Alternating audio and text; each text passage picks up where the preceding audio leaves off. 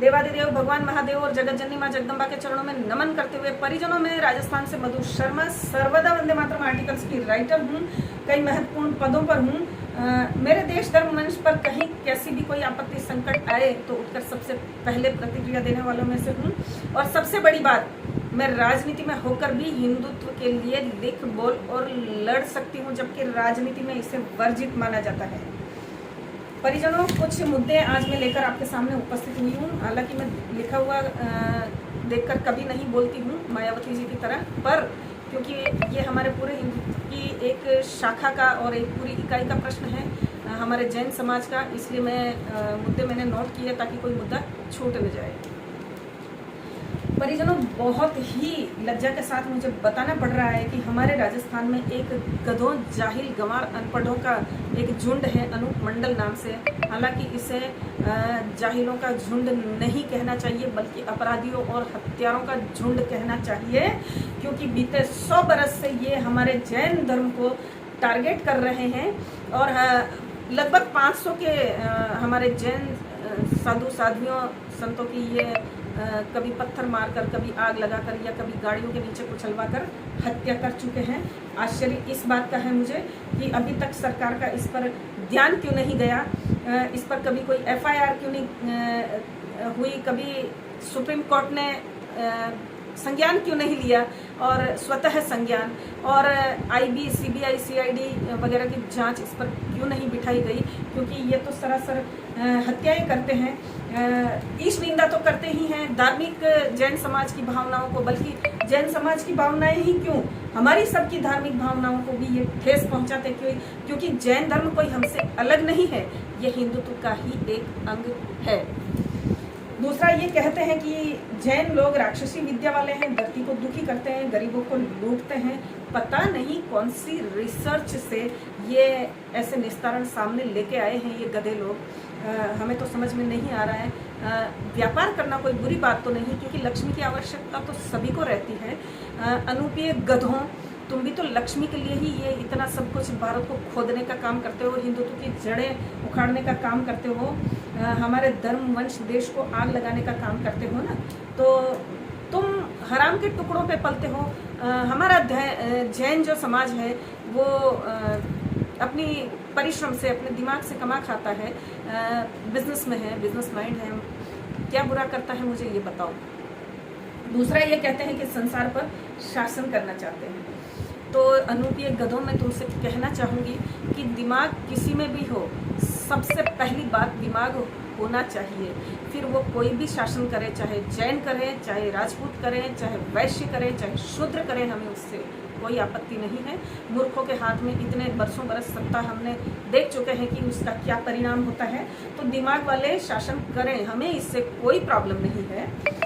आगे ये कहते हैं कि हमारी धरती का धर्म ये लोग बाहर ले गए जैन्स, तो मैं इन लोगों को कहना चाहूँगी कि गधों, मुझे कोई प्रॉब्लम नहीं है, या हमें किसी को भी कोई प्रॉब्लम नहीं है। बहुत सारे बौद्ध अनुयायी भारत से बाहर धर्म को ले गए थे, तो प्रचार प्रसार ही हुआ हमारे बौद्ध धर्म का, तो जैन धर्म का भी हो जाएगा तो क्या प्रॉब्लम है।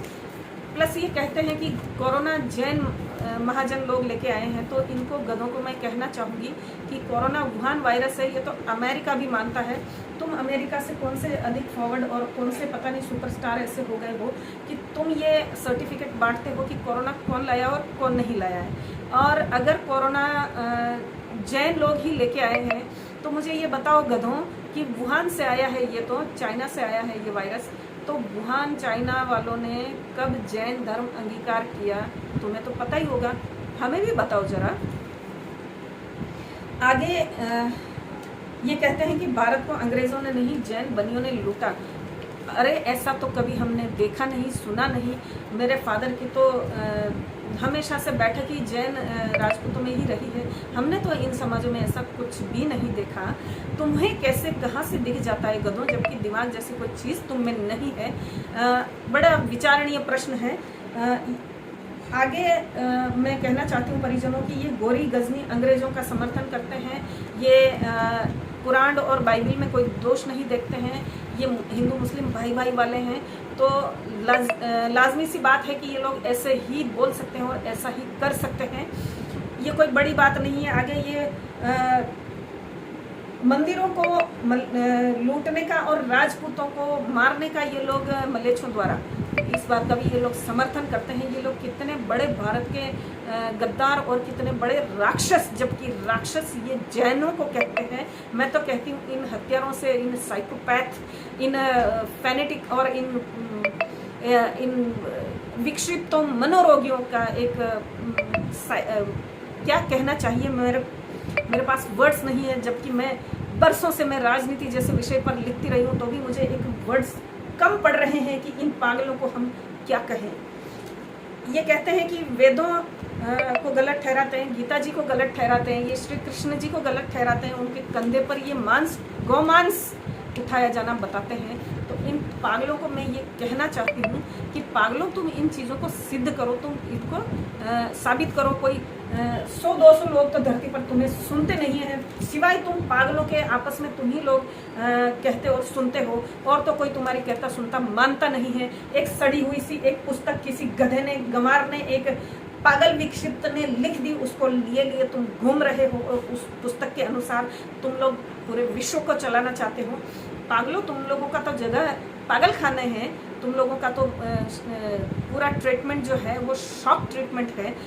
कभी हमारी सिटी में आओ पागलों, शॉक ट्रीटमेंट्स द्वारा तुम्हारा बहुत बड़ा यहाँ पे हम स्वागत करेंगे।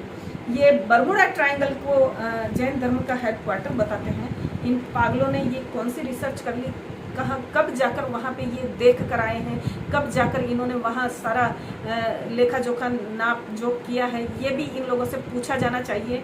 मैं सभी समाजों से हिंदुत्व के आह्वान करती हूँ ये कि जैन धर्म पर ये ऐसा कोई बुरा संकट ला रहे हैं तो हमें संपूर्ण हिंदुओं को जैन धर्म के साथ हमें खड़े होना चाहिए।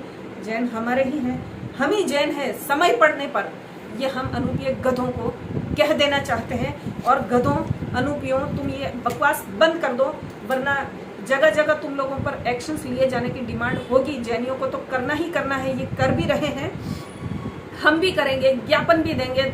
और तुम्हारे लिए जो तुमको काबू में, कंट्रोल में कर सके, नकेल जो चीज़ डाल सके वो हम करेंगे। पागलों, हमारी समाज की इकाइयों को भांडना बंद कर दो, ये भौंकना बंद कर दो, ये इस तरीके से मानसिक पीड़ा में हमारे देश धर्म वंश को मत डालो, वरना हम तुम्हारी दुर्गत करेंगे।